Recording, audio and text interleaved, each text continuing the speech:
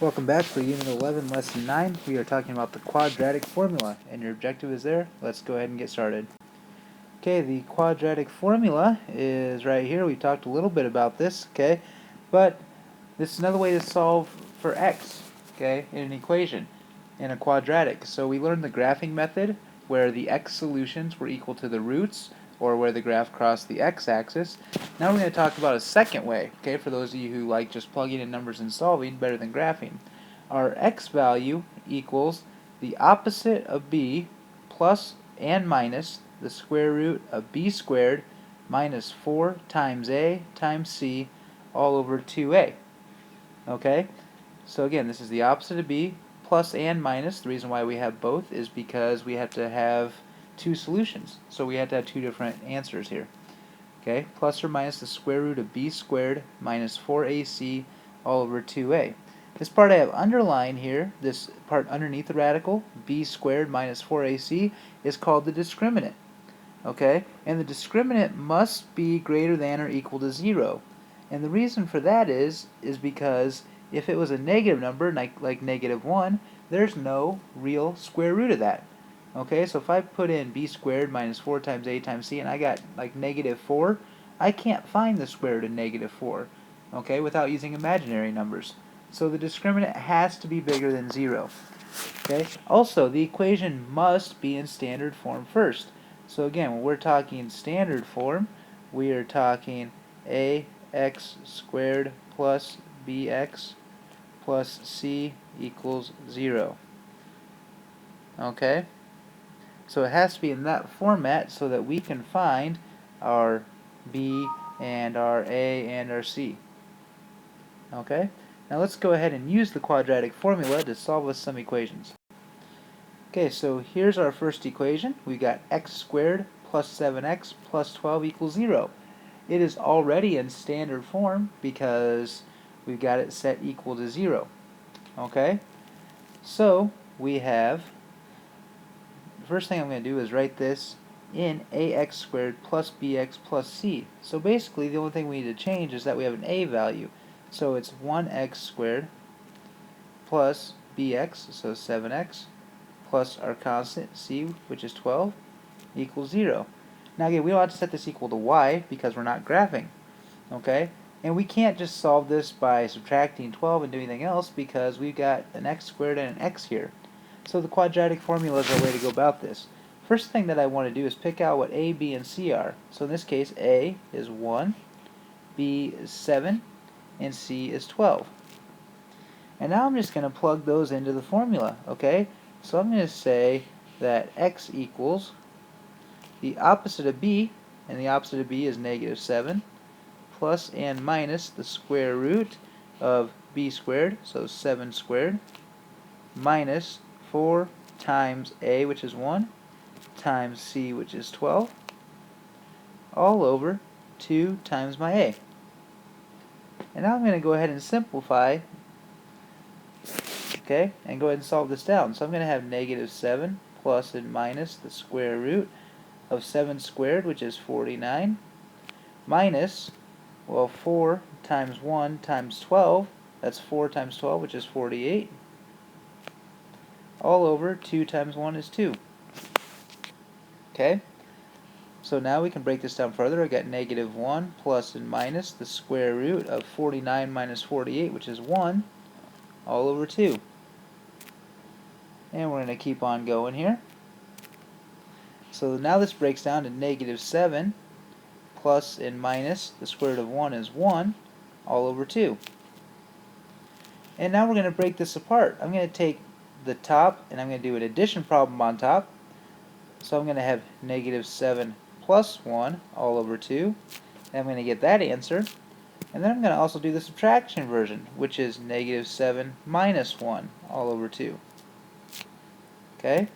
Well, negative 7 plus 1, that's negative 6 over 2. And that gives me negative 3. Then I've got negative 7 minus 1, which is negative 8 over 2, which is negative 4. So now I solve this all the way down, and here is my solution, my roots.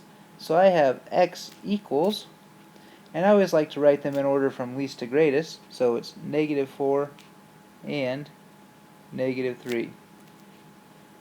And if I were to graph this, those would be the roots where it crosses the x-axis. Okay? So again, you can see that this takes us a lot less time, even though it's still pretty time consuming, takes us a lot less time than it takes us to graph by the time we do the table of values and everything else, and find the vertex, and find the roots and all that kind of stuff. Okay? So again, quadratic formula, just straight plug in the numbers and solve it on down. Alright, let's do another example. Okay, example 2, we've got 2x squared minus 3x minus 8. So again, the first thing I had to do is get it into ax squared plus bx plus c mode. So I'm not going to move my x's, I'm going to go ahead and move my 8, so I'm going to subtract 8 from both sides. So I got 2x squared minus 3x minus 8 equals 0. And I'm going to go ahead and write that in ax squared plus bx plus c, so it's 2x squared plus negative 3x plus negative 8 equals 0. So my a is 2, my b is negative 3, and my c is negative 8. Okay? Well, again, if we were graphing this would take a long time. We'd have to tell that this opens up because my a is positive and so on and so forth. But instead we can just use this nice formula here. And again, you need to get this memorized. Okay? The quicker you get this memorized, the better off. So again, the quadratic formula is x equals the opposite of b plus and minus the square root of b squared minus 4 times a times c all over 2 times a. Okay, so now let's go ahead and plug it in. The opposite of b, well, the opposite of negative 3 is positive 3. Plus and minus the square root of b squared, so that's negative 3 squared. I'm putting it in parentheses because that means negative 3 times negative 3. And minus 4 times my a, which is 2, times my c, which is negative 8, all over 2 times a, which is 2 times 2. So now, okay, I want you to go ahead and I didn't say this on the last slide, but I want you to show how you plug in all the numbers before we actually solve anything. Okay, now you can go ahead and kind of solve this, combining some steps if you want to, that's okay. Okay, I don't expect you to show this number by number what you're doing.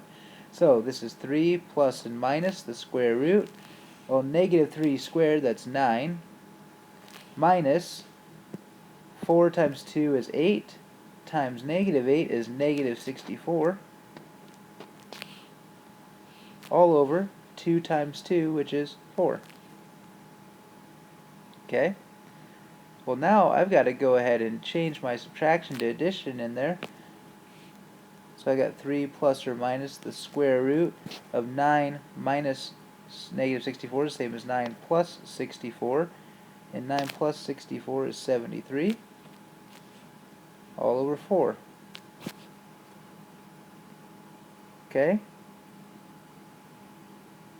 Well, now I've got 3 plus and minus square root of 73 all over 4. Okay? There's really not a lot else I can do with that, because I cannot simplify 73 because it's a perfect square, or it's not, has no perfect square factors. I can't simplify the 3 and the 4. There's nothing in front of here that simplifies. So really, this is my best answer,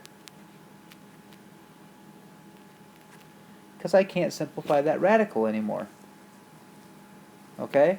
Now, if your book happens to ask you for a decimal approximation, then you can go ahead and find the square root of 73 and go from there. Okay? And round off the square root of 73. But since we're just finding the exact answer, this is the best answer that I can give, right there. It's the most exact answer because my square root is completely simplified. Alright, and let's move on to the last example.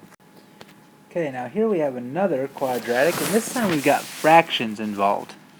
Okay? Well, I'm going to go ahead and get it in ax squared plus bx plus c form by adding 1/6 to both sides. And again, we don't want to move our x's. So we've got 1/3 x squared. We'll go ahead and just change this right away. This is plus negative 1/2 x plus 1/6 equals 0. Now, we're going to encounter a lot of work that we don't want to do if we leave this as fractions. Okay? So I'm going to go ahead and get rid of the fractions by multiplying everything by the common denominator. Okay? Because that's going to allow me to get rid of the fractions. So my common denominator of 3 and 2 and 6 is 6. So I'm going to go ahead and take all this and take 6 times 1/3 x squared plus negative 1/2 x plus 1/6 equals 0. So I'm going to multiply everything by 6. Well, 1/3 times 6, that's 2x squared, plus 6 times negative 1/2 is negative 3x, plus 6 times 1/6 is 1, equals, and then 6 times 0 is still 0. Now I've multiplied everything by a common denominator. Now I've got nice, easier numbers to work with for a, b, and c. Okay, instead of those nasty fractions. So now a is going to be 2, and b is negative 3, and c is 1. Okay, and now since I multiplied everything by the same number, I didn't really change anything at all. Okay, and we can go from here. So now, see if you can remember what the quadratic formula. It's x equals, now take a second and see if you can recite it to yourself. And that you should be saying the opposite of b plus and minus the square root of b squared minus 4ac all over 2a. Well, the opposite of b, the opposite of negative 3 is positive 3, plus and minus the square root of negative 3 squared minus 4 times my a is 2 times my c is 1 all over 2 times my a, which is 2. So I've got 3 plus and minus the square root of negative 3 squared, which is 9, minus 4 times 2, which is 8, times 1, which is still 8, all over 2 times 2, which is 4. Well, now I can go ahead and simplify this square root, plus and minus the square root of 1, because 9 minus 8 is 1, all over 4. So this is the same as 3 plus and minus the square root of 1 is 1, all over 4. And since I don't have a radical anymore, I can go ahead and break this apart and say I'm going to have 3 plus 1 over 4 and 3 minus 1 over 4. Well, 3 plus 1, that's 4 over 4, which is 1, and 3 minus 1, which is 2 over 4, which is a half. So I get x equals, and again, I like to do least to greatest, 1/2 and 1 for my solution. Alright, and that's the quadratic formula for you. Okay, so again, a lot quicker than the graphing method. Good luck on the homework.